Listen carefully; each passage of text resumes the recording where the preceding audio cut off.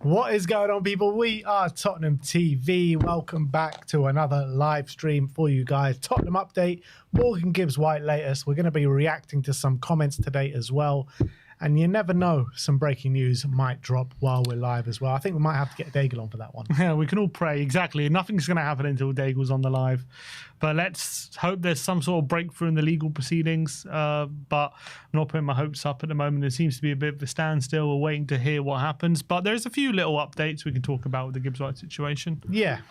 So let's get straight into it and let's talk about the circus that is the long protracted transfer of Morgan Gibbs-White. Everyone knows what's been going on. Marinakis doing his best Marinakis things. Marinakis doing Marinakis things, basically. And let's see what the latest is, because Sky Sports says that Nottingham Forest have now written to Tottenham and Morgan Gibbs-White agent, putting them on legal notice, warning them of the considering legal action over what they consider is an illegal approach and breach of confidentiality. Tottenham believe they have done nothing wrong and they remain interested in completing the deal for Morgan Gibbs-White. So they've just written to Tottenham, they've written to Morgan Gibbs-White representatives, just telling them that we're considering legal action. The Mail are reporting that Morgan Gibbs-White has held talks with Nottingham Forest over his future on Monday morning.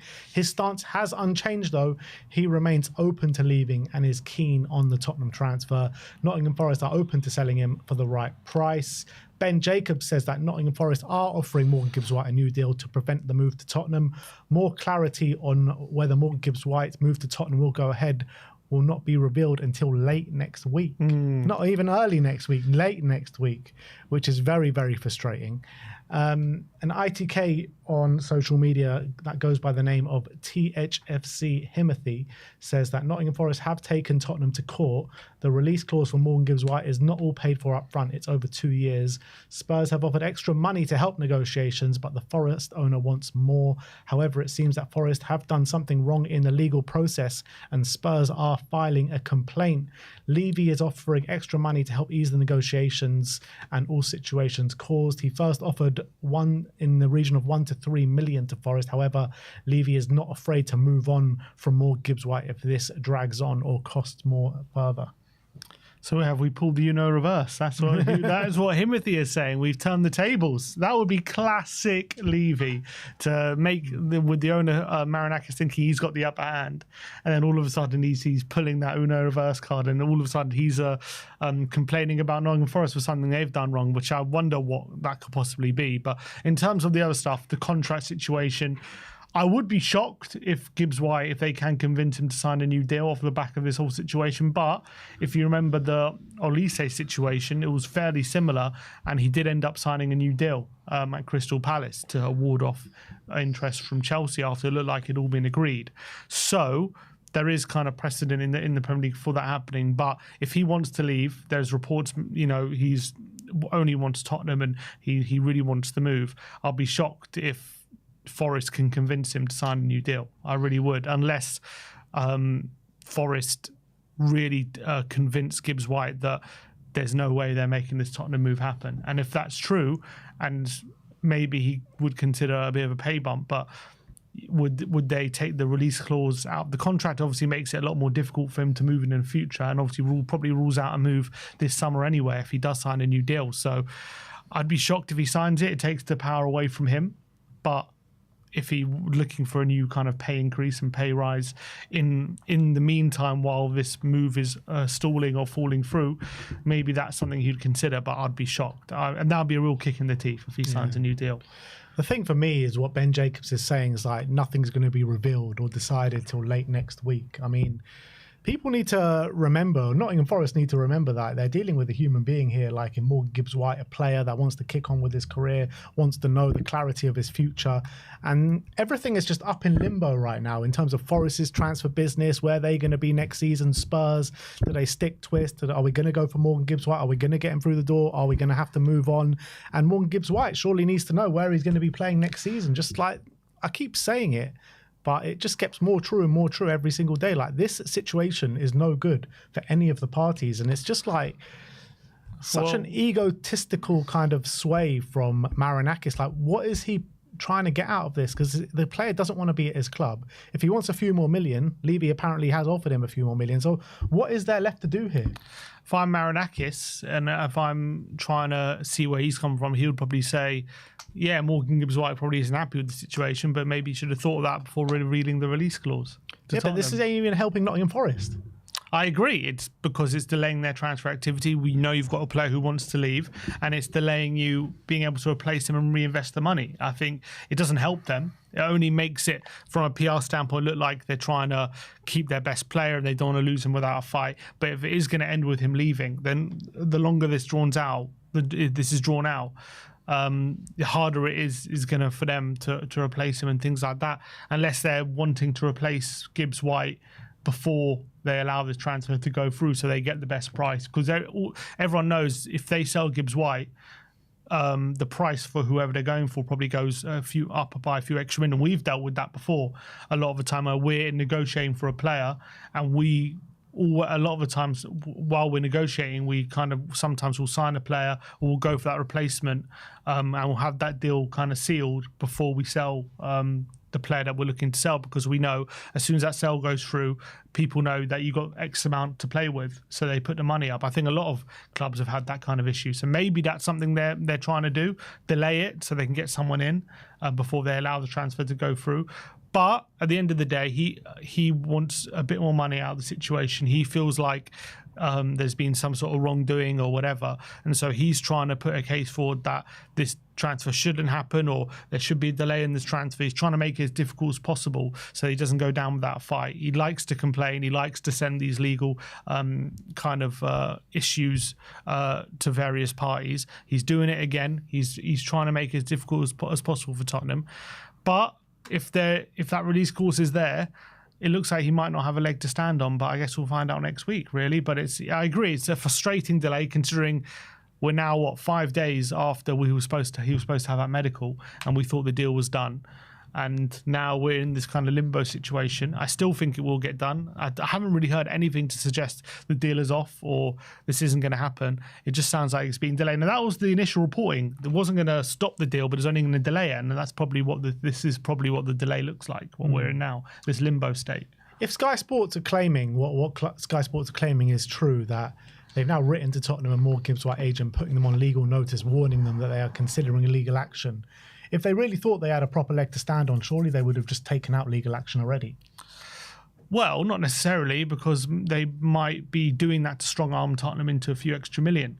And if they're actually going to... This might be a threat to say either you pull out the deal or you pay the X amount of money, and either you do those things or we're going to submit this legal case and you're going to be in trouble, and you might get a fine, or even if it's really egregious and they have real evidence, maybe even more serious than a fine.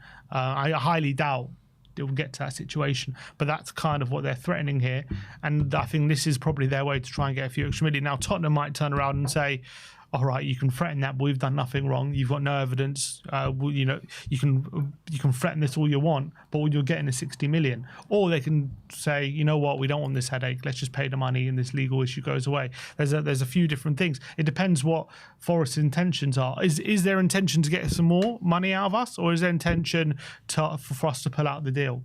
That kind of depends. Yeah, I would assume it would be more money. To be honest, because it's clear that Morgan Gibbs-White wants to go. They've been trying to get him to sign a contract for the last year. He hasn't been playing ball. And even now, of late, they're talking about trying to get him to sign a new contract, and he's got no interest in doing that. So, in my opinion, this whole play and this whole ploy is to get a bit more money, closer to what their valuation is on Morgan Gibbs-White. But I'm thinking if they do go straight down the legal route, surely if they think they got a case and they can be successful out of it, they'll get some nice compensation out of it, probably more than what Spurs are going to offer in terms of the 1 to 2, 3 million, whatever it is. Well, it's difficult again because I was reading and looking up about people talking about this case, like more experts, and they were saying Forest will have to kind of prove damages. They're going to have to prove damages in terms of what they think the player is worth, compared to what they would have gotten, and that's what the damages would have been. Now they have to prove that. They have to prove they could have gotten more money out of the situation. They have to prove his transfer value is worth X amount compared to the release clause, which they're only getting, which has been, and they have to prove that Tottenham induced the breach of contract. It wasn't just a breach from the agent side, that Tottenham have wrongdoing and they've induced the breach. They're the ones who either encouraged, or they're the ones who not forced, but they basically encouraged the breach of contract, knowing it was a breach of contract. I think all these things, I can't see how it's provable.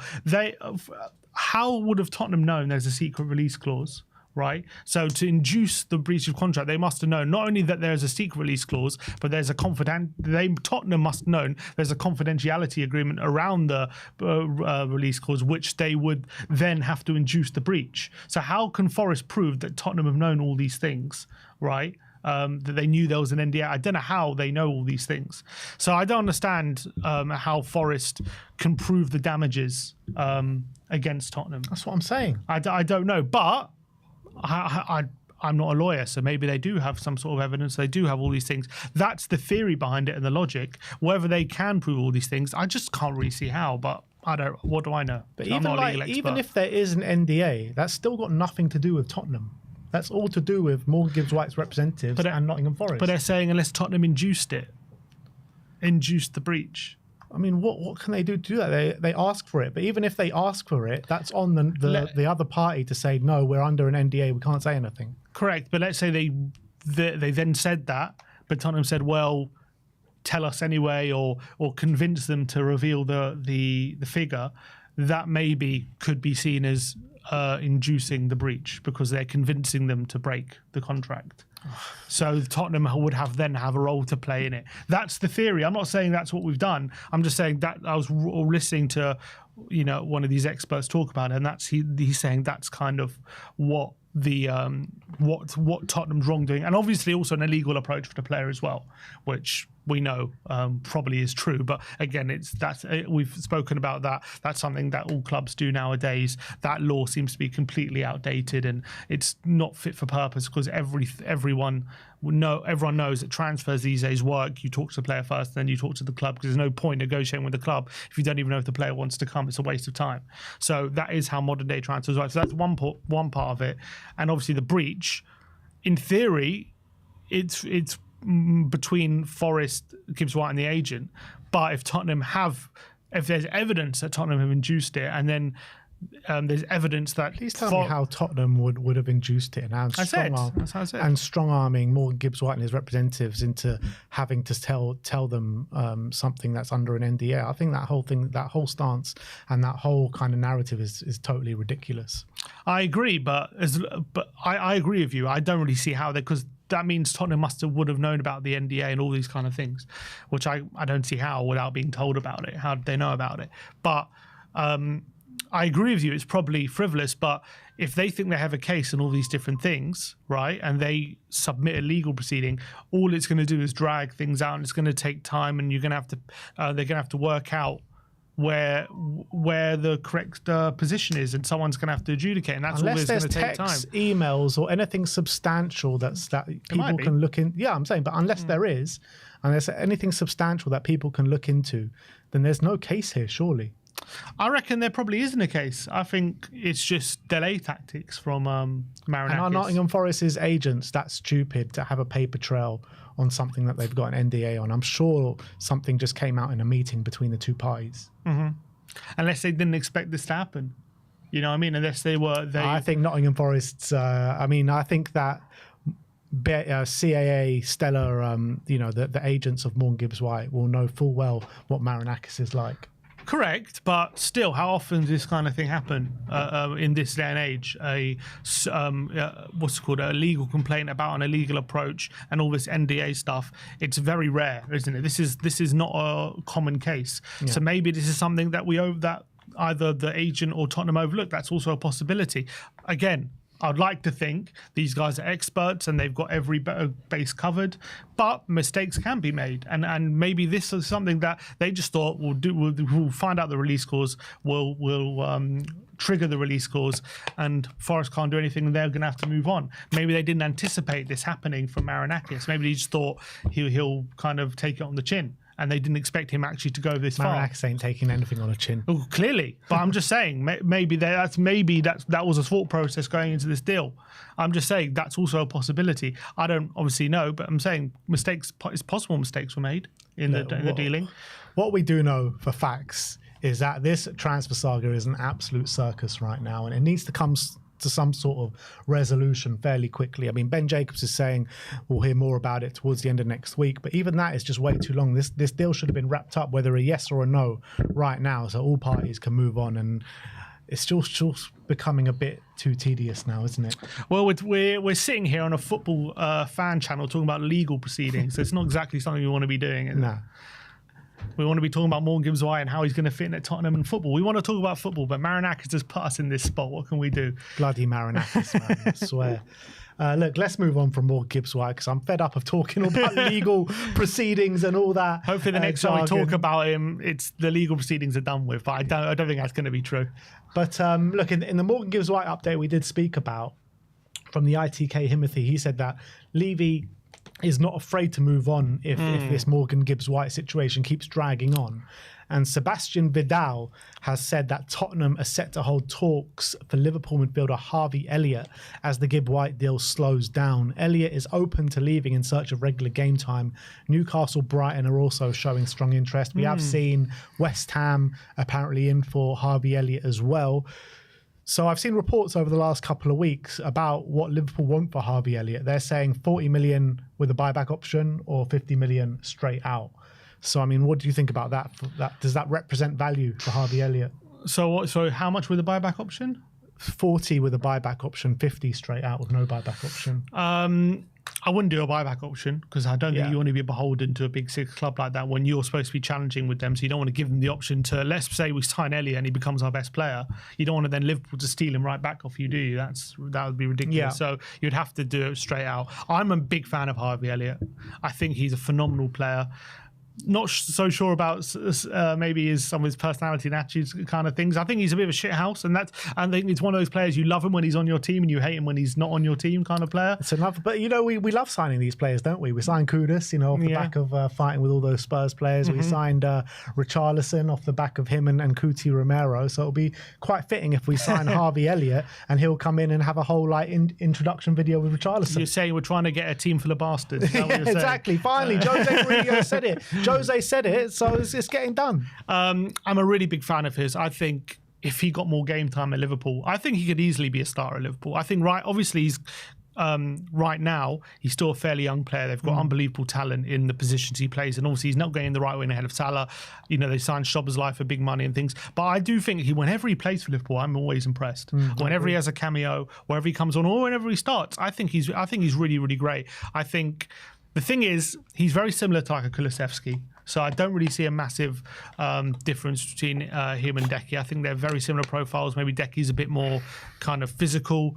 Maybe Elliott's a bit more technical, but I think both of them quite similar kind of profiles, and they play in similar positions. Is he a alternative to Gibbs-White? Potentially, I do think he's a player who can play 10, 8 and on the wing. So in that sense, yes. I think if he's coming to Tottenham in search of more regular game time from Liverpool, I mean, I think he's going to find it very tough to break into our team as well. But I think it adds depth. I don't think he's as good as Gibbs-White, but I think he adds depth to our squad. And I think very much he challenges to get into the team. And I think in terms of the player of his age and his quality, he can easily break into our team. I think he's got phenomenal ability. And I think as well, more regular game time. And once he becomes more of a fixture in a team, I think he's ready to become like a main player in a team, even in the top six. I think for sure he's top six quality. I think he's a really, really good player. I think Liverpool should try and keep hold of him because I think he's fantastic depth for them. But maybe he's sick of being depth, and maybe he wants to be a starter somewhere. The question is Tottenham that place for him. If he's thinking, look, I'm sick of being on the bench, I want to go somewhere I'm starting. I don't know if Tottenham is the place where you're guaranteed. Does he want to move to somewhere like a Brighton, where I would think he's completely guaranteed, maybe one of their main players, and teams like that. At Tottenham, I'm not saying he can't become a regular star, but obviously he's competing with the likes of Maddison, Kulusevski, Kudus, where... He wants Champions League football, though. If he wants Champions League football... He doesn't want to move to a club where he sees it as like a step out of the elite. He still wants Champions League football is one of the pressing issues here. Well, if that's true, then Tottenham's probably his best bet. Newcastle. Actually, Newcastle's probably his best bet. But look, I'm a big fan of his. And if I think he's a pretty decent alternative to Gibbs. So he wouldn't be my first choice, but I would say someone like Xavi Simons or I mean, if Eze, something like that. I mean, if that kind of quality is available, he'd be ahead of Elliott. But I think Elliott is a very good alternative, in my opinion. Still, like, if Elliott was here, he would, in my opinion, he would see more minutes than what he did at Liverpool last season. And I think, he would be used in competition for Maddison. He'll fill in on the wings as well. So I think he's a player that will see significant game time at Spurs next season, obviously, if Morgan Gibbs-White's not here. So, look, I think he's a very good player. I think it would be a really good option for us, but I just want us to get Morgan Gibbs-White over the line. Like, I can't be asked to talk about all these other players. Yeah, it's true. Next up, we're going to talk about Adam Wharton again. The Mail are reporting that Tottenham hold an interest in Palace's Adam Wharton, but it's not moving as it stands. So we have heard various ITKs and stuff talking about Spurs very much looking at Adam Wharton. We have heard as well that Palace are looking for around 90 to 100 million for the young central midfielder. Unbelievable talent, great player in Adam Wharton. I'd love him in the team. But you're talking about 90 to 100 million for Adam Wharton. I think it's a bit crazy.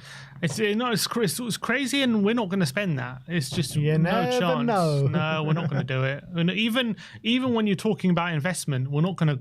I mean, I reckon we'll probably spend maximum 65, 70. I just can't see. That's what we were spending without the investment.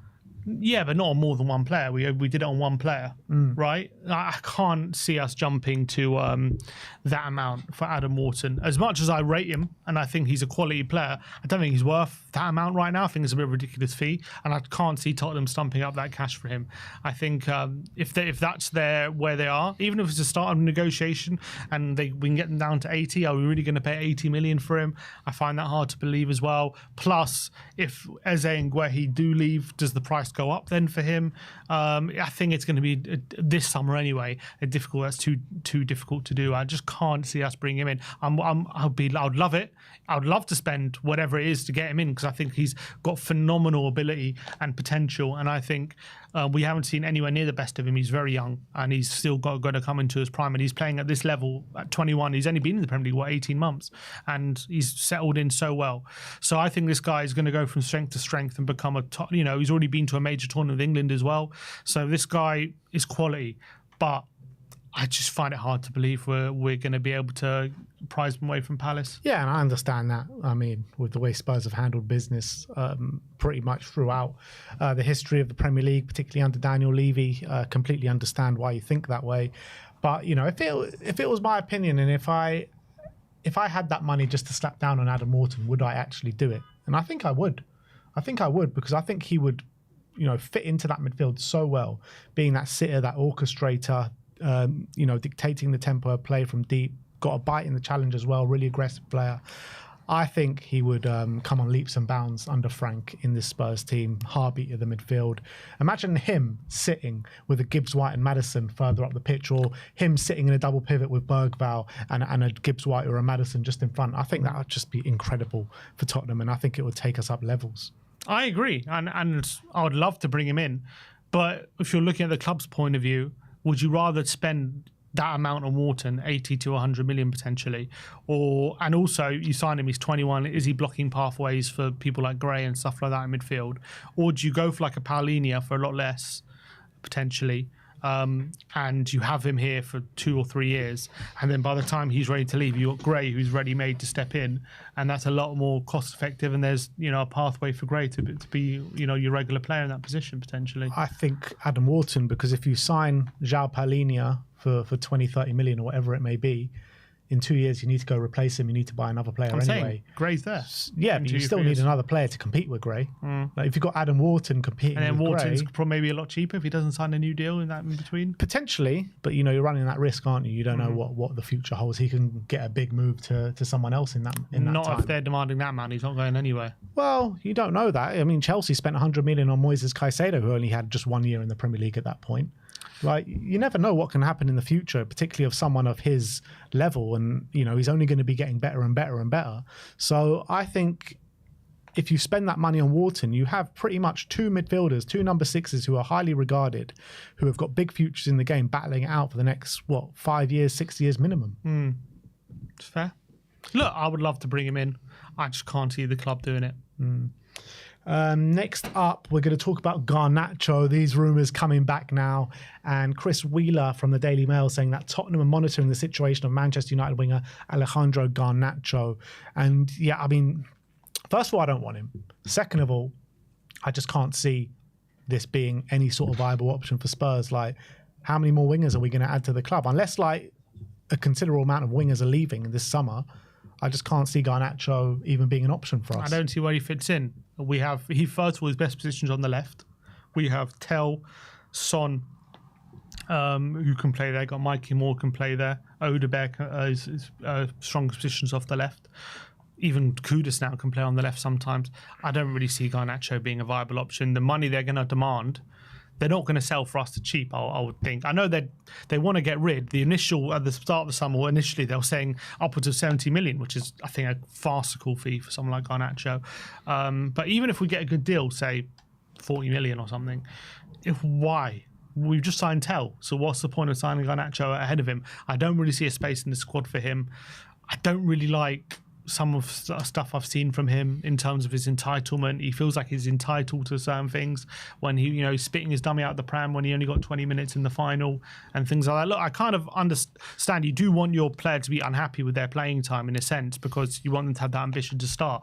But there's also difference between determination and entitlement, and I think he was bordering on entitled. I don't think he was bordering on it. I think it was full in. And I think it was horrible the way he was acting at certain points last season, to be honest. And, you just look at after the Europa League final. I know he came on and actually made a really big impact in that game. But I think the fallout from that was horrible. And, you got to respect the manager's decision, especially, well, not even especially. I think, you got to always respect what the manager is saying, especially if you're a 21-year-old player trying to make your way in the game. Yeah, I know he's fairly experienced for his age, but when you're 21 years old, you're nowhere near your peak yet. Just know your role a little bit, you know what I mean? Like, bide your time. And then when you get to your peak years, 24, 25, 26, 27 and beyond, you can start being a bit more entitled when you've actually done a bit more in the game. Yeah, that's fair. I do think he's a talented player. I just think I don't see a need or a space for him. Yeah, I agree with that. A bit of a one from left field, this one. Again from ITK Himothy on Twitter. He claims that Tottenham are very interested in an unnamed Brighton player. So we've racked our heads together to figure out who this Brighton player could be. I mean, the obvious one would point to Baleba, Carlos Baleba. Obviously in the six, had an unbelievable season with Brighton last season. I would love him. I mean, if he would probably cost a similar amount to Wharton, wouldn't he? Yeah. Obviously, Brighton are known for maximising the fees they get for their players. Obviously, you got 60 million for Cucurella, 100 million for over 100 million for Moises Caicedo. So I don't think they're in the business of selling for cheap, but they do sell. But they're not. They don't make it easy for you. Yeah. Baleba's a lot of talk about him ever since he's come to Brighton, and I think he's done fantastic in replacing Caicedo. I think there's rightfully a lot of talk about him, and I think he's destined probably for one of the bigger clubs down the line. I don't know about guaranteed this summer, but again, he's going to cost a big amount of money. I think it'd be a fantastic signing in that number kind of 6/double pivot 8 position, maybe the more defensive 8 kind of thing. I think he'd be perfect for that. I think he's done phenomenal at Brighton. It's just, again, if they're going to command a Caicedo size fee, no chance. Yeah, there are a number of players, though, that it could be that the profiles that Spurs are looking for. I think, Jack Hinchelwood can be one as well to provide cover for us. Van Hecke if Romero was to leave. It could be Minte as well, who we've spoken about. I'm a massive fan of Minte. Do you reckon it could be any of those three players? I would have said Minte, but I think Kudus puts that to bed. I don't think we get him. I like Hinchelwood, very versatile, can play midfield, defence, all that kind of stuff. He would provide good cover at fullback. So maybe he's one. He's also still quite young, so maybe he's one in consideration. But I don't think we sign him to start in our midfield. But I do think maybe you sign him as kind of cover for a lot of different positions. But are we signing him to play in midfield, or are we signing him to play at fullback? It's a difficult one. Van Hecke, I think he's a good centre-back, actually. He's tall and he's actually not as slow as you might think. And I think he's really, when he first broke into the team, he was a bit iffy, but I think he's become a fantastic centre-back over the last year or so for Brighton. So I think he's one. Maybe if Romero leaves, will Van Hecke looking at? He's actually quite good on the ball as well, very underrated. He's a good passer. So I think Van Hecke would maybe be one. Again, probably I'd be surprised if we're interested in him now while Romero's still here, but maybe that's one.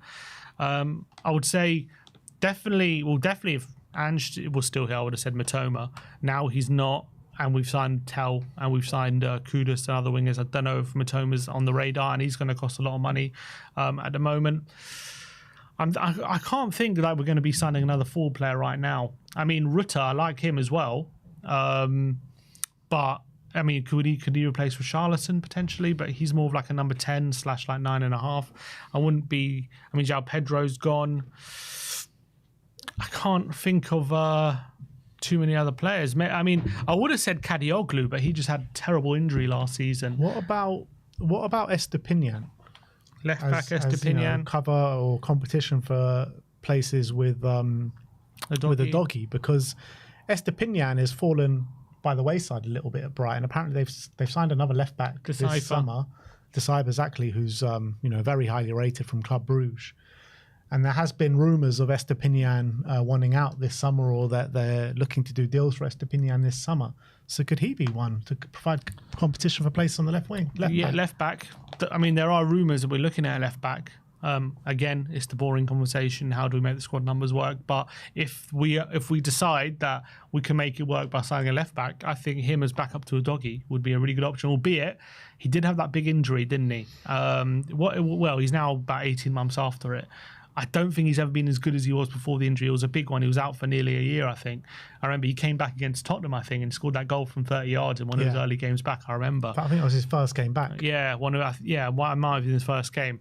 I'm not saying he's been terrible, but he hasn't been the same. But if we think he can get back to his best, I think him and a doggy battling out would be a good option. Yeah. But they signed Kadioglu last season. I really like him. But unfortunately, early on, he got a big injury. He was pretty much ruled out for the whole season. So I doubt he's one of the options. But I really like him. I think he would be a good option as well. Evan Ferguson? Nah. What has happened to Evan Ferguson? Because, he was like the talk of the town when he first broke through. 18 years old, scoring hat-tricks in the Premier League, unbelievable goals-to-game ratio. And then he got that injury, or got a couple of injuries, and he just hasn't been the same since. Injuries, and he's a young player going through a tough time. That's sometimes young players go through these times, especially when they get injured like that. So clearly there was a talent there. But again, about £100 million player at one point. At one point, he was banging goals at 18, and when you do that in the Premier League, you're going to be talked about. And that was definitely the case with Evan Ferguson. He really burst onto the scene, but that is now, you're talking a couple of years ago. So I think... Don't get me wrong, I'm not saying this guy ain't going to amount to anything or anything like that, but he needs, maybe he just needs a fresh start. West Ham was a disaster loan last season, did it even under a manager who knows him well, couldn't get him playing and scoring. So maybe he just needs a fresh start with a club that believes in him and is going to give him the time to rebuild his confidence and get scoring goals again. And once he does, I think people will start talking about him again, because clearly he's a talented player. But at the moment, going to clubs where he's a bit part player, maybe back up, and he's getting a few minutes here and there, and he's still struggling for that confidence, it's going to be tough for him. But he needs to go somewhere he's going to start and be trusted. Yeah. Well, look, those are rumours. Spurs apparently are very interested in an unnamed Brighton player. Let us know who you think that Brighton player is in the comment section below. And last but not least, we're going to talk about this report linking Richarlison to Palmeiras out in Brazil. a Brazilian publication called Terra say that Palmeiras are making a bold attempt to sign Richarlison. Club president Leila Pereira has been in direct contact for the last 2 weeks, attempting to convince him. Palmeiras are prepared to get close to Tottenham Hotspur's asking price, which is set at £55 million, and make the forward one of the highest players in South American football. Yeah, I mean, I would drive there myself. They're going to bid 55 million. Honestly, that would basically be getting our money back. I wonder if that would even be making a profit, because it was 50 plus 10 million in add-ons, wasn't it? I do wonder how many add-ons we've actually hit, because he's been injured so much. As much as he's done well, I do wonder, I wonder if it's amount of appearances or amount of goals or whatever it is. Have we qualified for the Champions League since Richarlison has been here? Just this season, I think. We were in the Champions League when we signed him, but we qualified only this season. I reckon one of the clauses was Champions League qualification. Probably. So maybe that's one of the clauses we've hit. But is it if he gets over a certain amount of goals in a season, or is it per goal or per appearance? All these different things. So I wonder how much of those add-ons we've hit. So if we get him 55 minutes, there's a chance we even made a profit on him potentially. I think that'd be a fantastic bit of business from Tottenham for a player who, unfortunately, just can't be trusted to remain fit, and that's just been the problem at the moment with him. I think he's a good player. In fact, there was a stat that was good doing the rounds over the last couple of days. The top 4 players with the best goals to minute ratio the last 2 Premier League seasons combined, and Richarlison sits 4th in the whole Premier League, which is very impressive. And that goes to show that when he is on the pitch, he does score goals and he is a threat. Just the problem is getting him on the pitch, and it's now been 3 seasons where he's had problems every single season with injuries, especially the last 2 have been absolutely disastrous for him. Whenever he seems like he's getting fit, something else happens and he seems to break down. A few times as well, he's broken down on the first game back. That he's come back. So he's worked on his fitness. Every time they go, we've cracked it, we're doing, how amount of times Ange said about him, we're doing something different with him, we're dealing with him differently, and he'd come back and get injured again. It's like, seems to be a sort of puzzle they can't really find the missing pieces to. Now we've got new medical staff, we've got all these different things. Can they crack the code with him and get him to stay fit? If they can, I've got no problem with him staying. As I've always said, I think he's good enough. I think he's a good backup striker. I think when he plays, he scores. How many chances do we give him? That's the problem. That's the problem. And if they're going to bid 55 million, I would love to do that deal. Does Richarlison want to go back to Brazil right now? Does he want to stay in Europe? He's got to think of his Brazil place. Is that the best thing for him? That's another question. Are they really going to bid that amount? I highly doubt. I mean, apparently I read their record transfer is 20 million. So the fact they're going to break it by 35. They've also just got a heap load of cash from the Club World Cup. Fair. So that's got to be played into it as well. But are they going to basically splash it all on Richarlison? And maybe they will. I don't know. I don't know what they're willing to do. But I would love to get. I think 55 million would be a brilliant deal, and it would suit everyone. It's just whether Richarlison would agree to it. I'd be shocked if Tottenham wouldn't accept lower than 55. But if they're willing to spend that, then fair play. You'd be shocked if Spurs would be willing to accept lower than 55. I think Spurs would be willing to accept like 25, 30 million for him. That's what I'm saying. I'll be shocked if they would be willing to accept. So I'll be shocked if they are forced to bid 55. Yeah, I think that bit is a dream in terms of a Spurs. Is it said we're demanding that, or they want to bid that?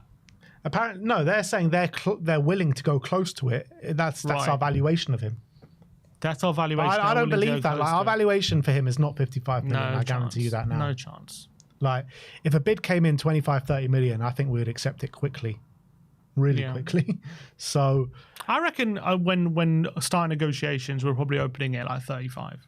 That's what I reckon. And we're probably willing to go in between 25 and 35. Yeah. 30. Probably 25 plus some add-ons. Yeah, exactly. Yeah, something like that. I think I don't think Palmeiras will be a bad move for him, to be honest. I think he would go there. I think he would be happy playing back in Brazil. I think he would smash it out there. I think he'll get loads of goals if he can prove his fitness there. I don't have any doubts that he'll be back in that Brazil squad and smashing out in Brazil. Yeah, and with Ancelotti, I don't know what's going on with him at the moment. But he's not going to jail, so if he's going to remain as manager, then even if he's playing in Brazil, I think Ancelotti will still call him up. Yeah, exactly. So look, that is your Tottenham update for today. Let me know your thoughts in the comments section below about all the news stories that we've brought to you today. Still waiting to hear on the Morgan Gibbs-White situation. So that is that. We do have a super chat from Paul Langley saying, enjoyed the London is Ours stream last night. So big up to you, Paul. Thank you, Paul, for tuning in last night.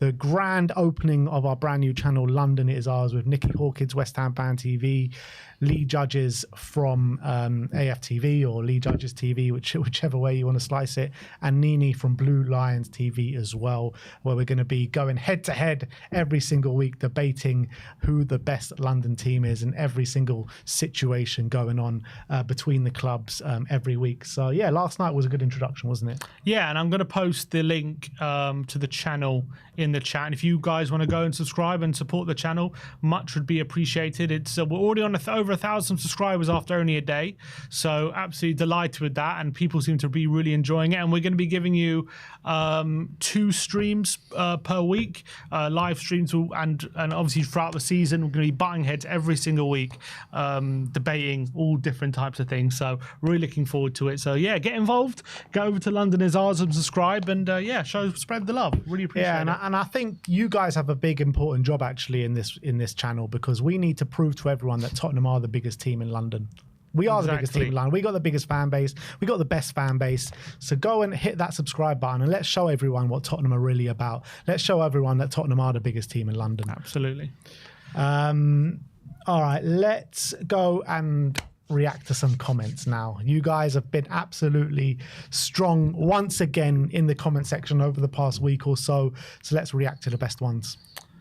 All right, the first comment we have is from Paul Bean Q30. He says, I think I'll prefer Paulinho over Wharton because it would not block the progress of Gray and George Abbott. If you bring in Wharton, he is of an age with our academy products. Paulinho is older. He could be a starter for 2 years or so and have Gray or Abbott be his understudy. He leaves in 3 years and hopefully Gray and Abbott are ready to duke it out for the #1 spot.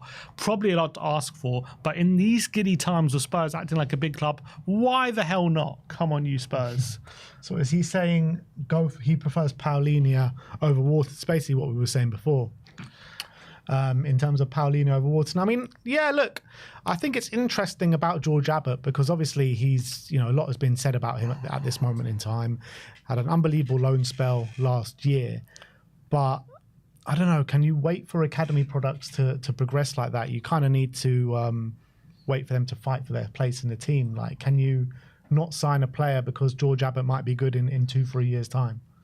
No. We can't stand still, can we? No, you have to judge by what you see right now, but he has to be ready right now if he's going to be competing. You can't just put him in the squad because any sort of sentimentality just because he's an academy product. But on the flip side, if he is good enough, but he's obviously not got Premier League experience and he has to obviously go through that period and go through those mistakes, then you're gonna if you want to give that academy player a chance, even if right now because he's good enough but he doesn't have Premier League experience, right? Do you be patient and allow him to make those mistakes at the cost of maybe some short-term results with the knowledge that given a few appearances he's going to be flying? Or do you say we can't afford to have this patience, we need players who are ready right now and we can't afford to have any patience with our young players? That's kind of how I'm looking at it. George Abbott, apparently impressing in pre-season, the running stats very impressive. Question is, and obviously last season as well, Notts County, fantastic loan spell. Yeah. Got the goal of the EFL, some bangers. That wasn't the only one as well. He scored loads of bangers. Is he ready for the first team? That is obviously what we have to decide. And obviously I think he's going to get his chance in pre-season to impress. And we'll have to make that conclusion then. But yeah, I can't. I mean, I think the fan base would be up in arms if we didn't sign a midfielder and promoted Abbott. But maybe it could be the right decision. Who knows? Yeah, look, I mean, we need to wait and see how he does in pre-season. If Frank actually sits there and looks at him and decides, like, this guy should be part of the first team and we're not going to sign a 6 over him, I think, it'd be a very questionable decision. But he's the one seeing him week in, week out, day in, day out, in training, and he'll know his true kind of worth to the team.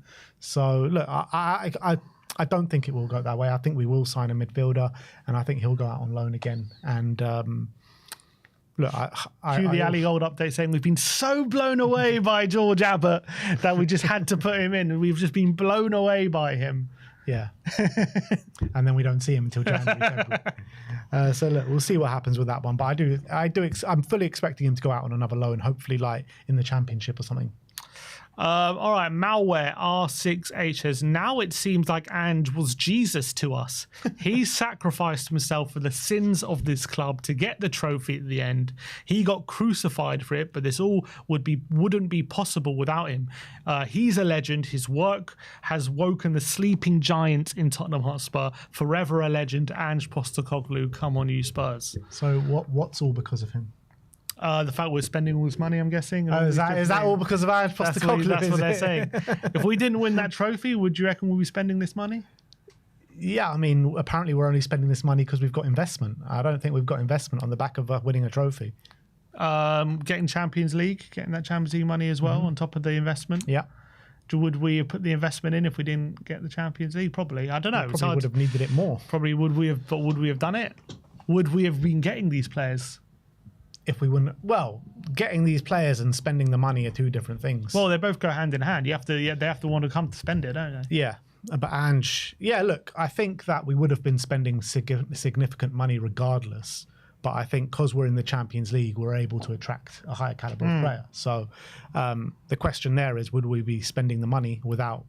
Well, it's not about spending the money. It's about would we be getting these players without winning that trophy?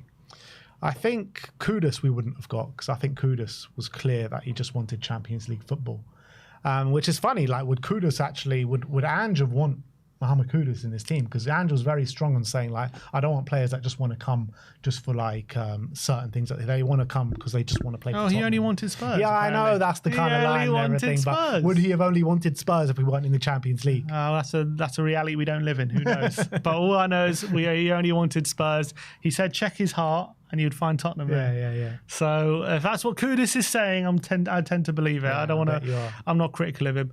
And obviously Gibbs-White, would he have jumped ship from Forest, who just got Europe, to a club like Tottenham, who finished as low as we did if we don't have Champions League? Probably not. I don't know. I think Gibbs-White might be a bit of a different case because I think like the Spurs season of us finishing 17th was a complete like outlier in terms of where we've been in the last 20 years. So I do think like Gibbs-White, you could have sold him a project to say, look where you're going to fit in here. Look what our ambitions are. Our ambitions are to get back into the Champions League, are to start fighting closer to the top 4, top 5. And I think Gibbs-White would have fully known that Nottingham Forest season was an outlier, Spurs' season was an outlier, and probably they'll probably reverse themselves pretty quickly. You'd be like Maddison. But I guess the difference with Maddison is he was leaving a club that got relegated. Yeah. Gibbs-White is leaving a club who are going to be in Europa League next season. And if we didn't have Europe, it's still a tougher sell, in my opinion. Maybe we could have done it, but I don't know if he's forcing a move or if he only wants Tottenham, right, if we're not in the Champions League. I think the fact that we're in that competition, it puts him on that platform. At his age, at 25, that's where he wants to be. Does he want to spend another season out of Europe, potentially? Maddison was a different case. He had Newcastle potentially, but he wanted to be in London, and as well, he was leaving a team who got relegated, so he was going to leave that team regardless. It's all about where he's going. Gibbs-White was not necessarily 100% leaving this summer. He could have stayed, but Tottenham came in. Contract offers. And, Man City were heavily interested, and he could have gone there if Man City actually made the bid. So I think like he was gearing up for his Forest exit. Yeah, but I think the fact that we got Champions League makes it much more attractive to him. Yeah, of course it makes it more of an attractive option, but that doesn't mean that we couldn't have tempted his hand. Why can't you just give Ange some credit? He sacrificed for the sins of the club. He won the trophy. I give Ange so much credit for winning the trophy, but we don't need to start saying that. We're eulogizing him. All praise to the Lord. We don't need to sit here and pretend like we've got all this money just because of Ange. It's not true. Like, we've had heavy investment in the club. And Champions League money. Yeah, and that is a massive credit to Ange and big up to him. But the reason why we're spending so significantly is not because we're in the Champions League, it's because of the investment. Well, I would argue the reason we're getting good quality players is because we are in the Champions League. That's what I would argue. Kudus, yeah, I agree with that. I think both. Craig Butler 165 says, everyone says Levy out, but if it wasn't for Levy, we wouldn't be in this great position. Stadium, training ground, non-footballing money coming into the club. After Sugar left as owner, we F Levy has built our club into a top 10 financially in the whole world. On the Levy talk and situation, if there's truth to investment, him stepping away, how does that change is that change for Spurs like working kind of thing if all these things are happening, or is it a case of if this is all true, but for one reason or another at the start of the season we're still struggling, or we're still whatever, right? We're still not where we want to be. Will the protest start again, even though these things are changing? There is truth to it. There is truth investment, or is it a case of all right, the hierarchy are doing their part, and now it's time to lay the blame where it lays in a different scenario? I think that this is all what people have been calling for, including myself, for so long. We've wanted change at the top. We've wanted Levy to step back from the footballing matters. We've wanted a reshape of the boardroom. We've wanted to, see Spurs invest in significantly good players. So I think I can't fault what is going on right now. I think that it's the most exciting time to be a Spurs fan in a very long time. And if you believe everything that's going on in the background, it's hard not to believe it, because Ali Gold's talking about it, all the reliable journalists talking about it, that Levy has taken a step back. I think this is, a step into the new kind of way of looking at Spurs. And if things start going wrong from the beginning of the season, there's no need to protest, in my opinion. It's time to stick with the process and trust the process. And that is assuming that Levy has taken a full step back. And if he goes back to micromanaging everything and overseeing everything on the footballing side, then that's a different topic of conversation completely. But if it is Levy taking a step back and going in a complete new direction, what it looks like it is with Charrington and Vinay at the helm, then I'm fully backing that, and I'm not going to be part of protest at the beginning of the season if they take place. Yeah, and as long as we keep having the summer that we have as well. And also, it's fair to say what Craig is saying as well. Credit, if there is investment, it's credit to Levy that we're in the position where we can push 100%. The belt out PSR-wise. 100%. Because other clubs, Newcastle, look how much money they have, but they can't push the belt out like we can because they don't have the same financial muscle. Same with Aston Villa. So I think the fact that we are able to spend, a significant amount, even with the investment, is thanks to the position Levy has put us in. So, but then again, it's all we've been asking for. Take advantage of that, which we've never done. We've never taken advantage of that situation. We've always had the PSR headroom, but we've never taken advantage of that headroom, and it seems though maybe we are now. Yeah, let's see how the rest of the window goes, because it was only like a couple of weeks ago we were like, where's the bloody money? Spend the money. Where's the players? But look, it does look like Spurs are going in a much different direction now. We are putting money down on the table. We are bringing proven quality in, not just teenagers. So I'm very happy with the way things are going at this moment in time and the players that we're bringing into the football club. And I completely agree in terms of Daniel Levy and the job that he has done in terms of the financial side of everything, with all the stadium and all the revenue that brings in, with all the events and blah blah blah. I've always said that on that side of the things, he's done an incredible job, probably the best job in Premier League history in terms of maximising revenues. And also, we've just hired the guy who brought in a hell of a lot of money in terms of revenue and sponsorship deals at Manchester United, and he got laid off when what's his name came in, Ineos came in. So with him on board as well, you probably see even more kind of revenues and investments and sponsorship deals coming to the club. So the money ain't slowing down. So I give Levy a lot of credit for the way he's managed that side of the business. What I have not given Levy credit for is the way he's managed the footballing side, and we are a football club, and he's done an absolutely horrific job on that side of things. So if he just concentrates on the money things and lets football people do the football job, Vinay, Paratici, and I know Charrington's not a footballing man, but overseen by Charrington, then I think it's happy days for Tottenham. Seems that way at the moment. All right, we've got a big post here from one of our Ghanaian followers. It's Naapian7077, and he has got some issues with people about Kudus. He says, as a Spurs fan of Ghanaian heritage, he says, born and raised in the UK, London, I'm tired of seeing our Nusar disrespected with lazy comparisons. Let's set the record straight with facts about Kudus. First of all, by the numbers, 14 goals and 9 assists in his debut Premier League season, was West Ham's second top goal scorer, 92 successful dribbles, second in the entire Premier League only to Doku, 4 Champions League goals in 6 games for Ajax, including that rocket at Anfield, 148 possession regains, more than Maddison and Kulusevski. The Ndombele comparison is nonsense. Ndombele, 8 goals in 3 seasons at Spurs, fitness issues, multiple loans. Kudus outscored him in 1 season while playing right wing and attacking midfield. Ghanaian Steel is the next topic. He says, playing through injury at Ajax when others would quit, carry Ghana to AFCON while being double marked, right to dream, academy graduate, Africa's answer to La Masia, why he's perfect for Tottenham, elite 1v1 dribbler, 3.2 dribbles per game, solves a creativity issue, tactical flexibility, versatile across the front three, pressing machine, top 15% of forwards for tackles, and big game mentality. To those doubting, you're making the same mistake people made with Son, Bale and Modric. Kudus, alias Starboy, isn't just a good signing. He's the exact proven, hungry talent we need. The stats don't lie. Watch him silence the doubters. First of all, I don't know why he's commenting that on our channel, because all we've been doing is waxing lyrical about Kudus. Maybe he's and pretty much affirming everything that we've been saying about him. Maybe he's commenting on Nicky's post. I can't remember which one I took it from. I think it might have been from Nicky, actually, the post when Nicky was talking.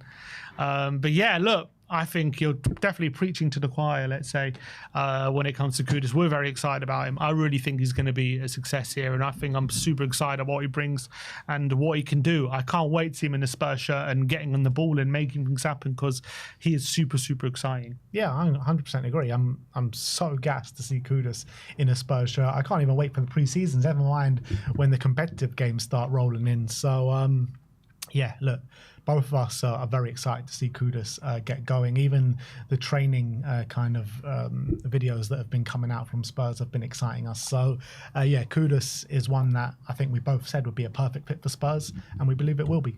100%.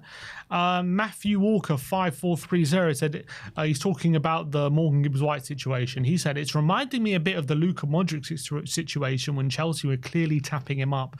Luckily, we had no release clause, just a verbal agreement. We held on to Modric, but he ultimately left for Real the following summer in a move which was probably beneficial for all parties in the end. Thing is, we did keep a player who obviously no longer wanted to be with us, and whilst many Spurs fans felt Luka was not giving his all, I actually think he did pretty well for us that season, given all the upheaval and pressure he was under, much of it created by himself by trying to publicly force the move to Chelsea. We fined Luka for some of his antics, and I remember us complaining of him being tapped up. I don't recall us ever threatening legal action, though, despite all the disruption it caused. So would you say the Morgan Gibbs-White situation is similar to the Modric situation? I don't think so, because the whole reason why we didn't want to sell Luka Modric that summer is just because Chelsea were in for him, and we didn't want to be seen to be selling to a London rival who obviously we have a big rivalry with Chelsea, Arsenal, West Ham. We don't want to sell to any of those 3 clubs, one of our top players.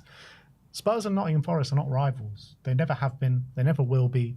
It's just 2 Premier League clubs.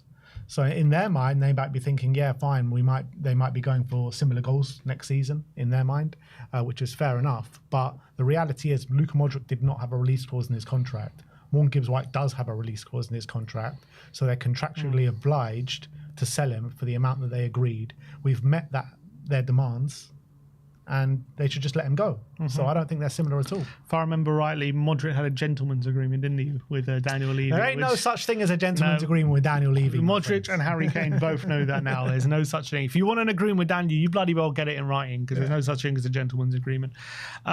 Jim Macris946 says, I really don't understand this club's selling policy. Romero is one of the world's best centre-backs. He is a world champion with Argentina, and he has also won 2 Copa Americas, the equivalent of the Euro, in in America. He also won the Europa League with Tottenham last season. He's been instrumental for both Argentina and Tottenham. He's only 27, just entered his prime. If he was a Liverpool or an Arsenal or a City player, his price tag would be £90 million minimum. Why are we only asking for 70 million? What is this nonsense? Well, we're only asking for 70 million because he's got 2 years left in his deal.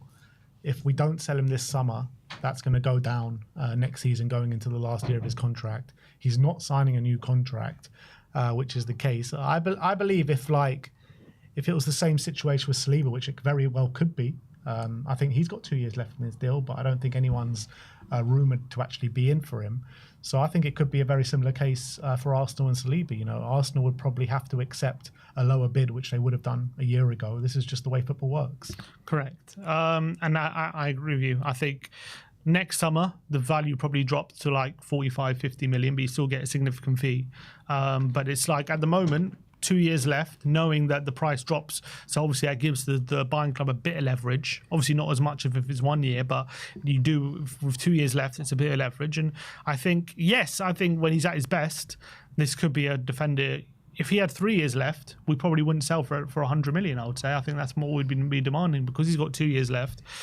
The price drops a bit. Saliba's different, obviously. I think because his value's higher, they probably right now with 2 years left demand 100, because with 3 you probably demand 150. With Tottenham, with 3 you probably demand 100, and now it's like 70. So exactly. That's how it works. So that's kind of Tottenham understand these dynamics. They try to exploit them all the time when buying.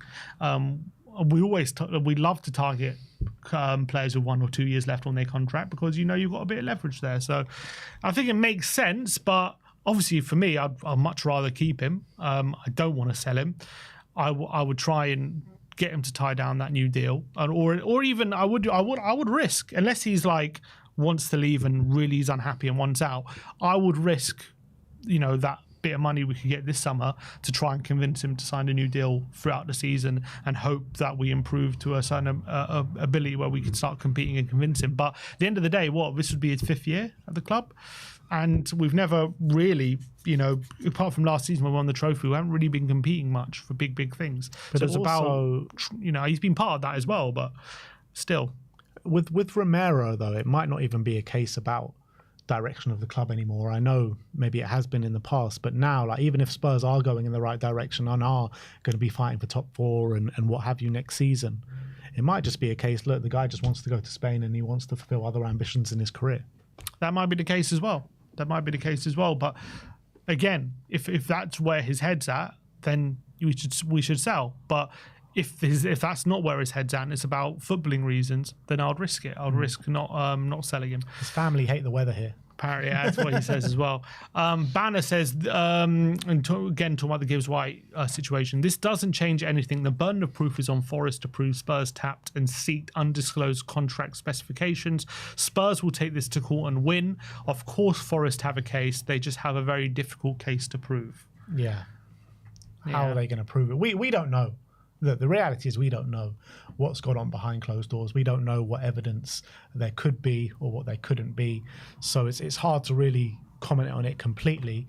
But I find it hard to believe there is going to be stone cold evidence that Spurs have done any wrongdoing here. Yeah, I'll be shocked. And I wonder if there's do they have the right to seize the agents' phones and stuff to start looking for their messages and all these different things? I don't know how this all works, but for that kind of evidence, you would need evidence of those things existing so that you have the right to look at those things. And unless they have that, I can't see how they can convince anyone that we have the right to look through emails and phone messages and all these different things without evidence that something happened. These different things. I don't really know. If it goes to the authorities, I imagine that, there will be. But isn't it? But it's not going to a criminal case. It's a football court of arbitration. No, apparently that's not true. It's not true. No, that it hasn't gone to that. So where's it gone? We don't know where it's gone, but it hasn't gone to that football arbitration thing. So that got confirmed this morning. By who? By the guy who told us. No, he said it did. No, he said he didn't. Oh, okay. All right. Well, Maybe it is a criminal case. I don't know. I would forward civil. All right, next one. User IV6MU6TM8K says it's like a hostage situation at this point. It really is, man. Free Morgan Gibbs-White, man. I feel like it's Morgan from Shawshank Redemption, man. Just come on, just free the man. He wants to go. You know he wants to go. You've been gearing up for his sale. You've been trying to offer him a contract for so long. He's been rejecting. He's accepted to join Tottenham, accepted the terms. He wants to come. Let him go, man. Just let him go. 100%. Do the right thing. No point hanging on to him. The guy wants to leave. He's desperate to get out. Just give him to us, Marinakis. Just let go. Let go. I know it's difficult. I know it's hard, but I think it's time to let go. Exactly. One last thing. There has been a super chat from Dan Koispur and says, agreed. Spurs seem to be getting their house in order, and I think the support rather than protests are needed at the start of the season as it stands. And yeah, that's kind of where I'm at with it. I think Frank needs to go into the season with the utmost positivity along with the squad, and let's just support the team like we know the best fans in the world can do that. And we saw the support for the team at the back end of last season, going into the Europa League final, the semi-final, the quarter-final. And let's just take that vibe into the new season. Yeah, and that really helped, I think. It helped us get over the line, especially at semi-final against Bodo. I remember the atmosphere was so special. So we need more of that. Yeah. But that is it from us today. Please do go and subscribe to London Is Ours. The channel is pinned to the top of the live chat. Thank you for your overwhelming support. As to date, yeah, it's been brilliant. So I can't thank you enough, guys. And we will bring you consistent content on there with the other parties from Arsenal, West Ham and Chelsea. But let's go and show everyone that Tottenham do have the strongest support in London. But thank you everyone for joining us today. Like, subscribe and comment, and as always, come on you Spurs.